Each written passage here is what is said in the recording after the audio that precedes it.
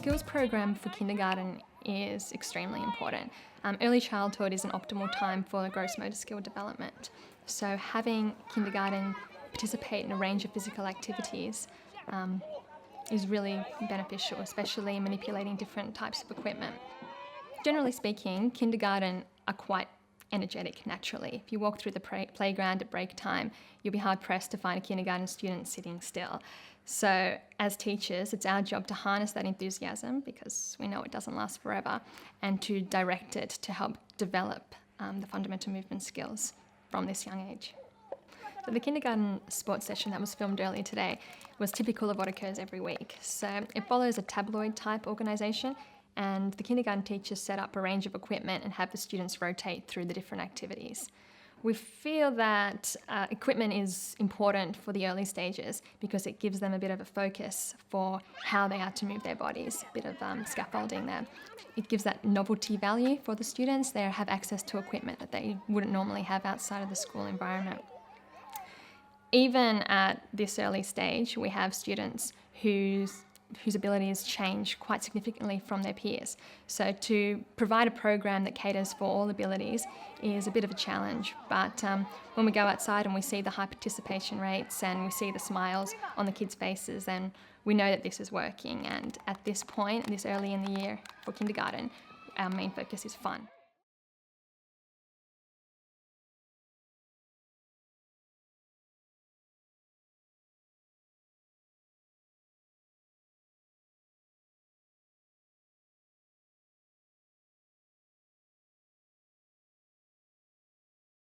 Our sports sessions are every Wednesday. In term 1 and term 4, we have the first hour in the morning, and during the winter season, we have it in the last hour between 2 and 3 o'clock. We divide each class into 2 groups so that we can reduce the adult to child ratio for the skills. We take them outside, we have them sitting down so that we can get the structure and organisation happen and just get them settled, and the expectation is given to the students. If there are new activities that we have for the day, we introduce that new activity. And so when everyone's ready to begin the activities, which are set up by our parent support while we are at fitness, our parent helpers come in and they set up the 8 stations that we have throughout the infants area. And they are hurdles, we've got the agility ladder, we do running relays, we have our balance beam set up, we have catching and throwing, we do our throwing with the bean bags into the hoop, we have our basketball skills, we've got kicking skills as well. So we do it on a fortnightly rotation so the children can engage in the 8 activities across the 2 weeks. So we rotate through 4 stations in the one session. And the kids are sort of really engaging in the skills. The importance of the skill program is quite a focus for kindergarten, being the foundational year for K to 6, and we collaboratively plan as a team the kind of skills that we need to get the kids ready for the kind of sporting activities that they will be doing and engaging in as they progress through, in the upper levels. We have a set syllabus that we have to cover in terms of the foundation, so that's our primary focus when we establish them.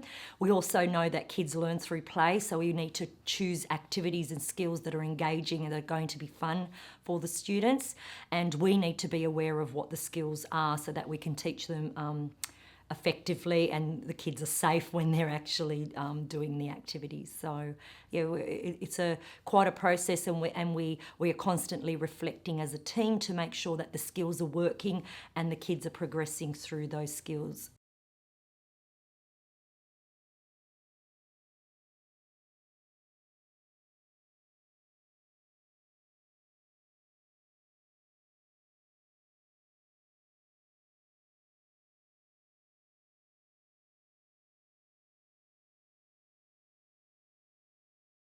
The activities that we did today, it was fundamental movement skills lesson revolving around catch with my Year 2 class. It's our 3rd lesson that we've done with that, and I was using the Get Skill, Get Active cards and incorporating a few of those because of the varying levels of the kids.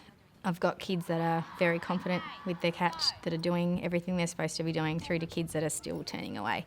It's at the very raw stages and just trying to ensure that they're all getting movement in the level that they're presently at.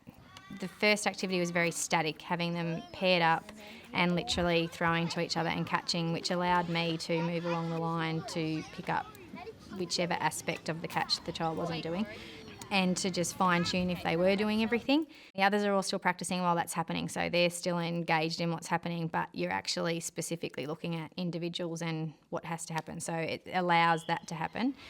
And then the second activity that we did was a game to make it all fun for them, but around the aspect of catching, because at this age that game seems to work well because they're all quite competitive. Really had to explain to them that it's not a race. It wasn't about getting the balls around the fastest. It was about ensuring that they were catching correctly and supporting each other in catching correctly. So they basically there's 3 balls going in a group of 6. If it got dropped, it had to be put in the middle, and at the end of a certain period of time, I just blew the whistle, and if a team had balls left, it was great. And so I was still able to rove around and check that they were all doing what they needed to be doing. The yellow group compared to the other group,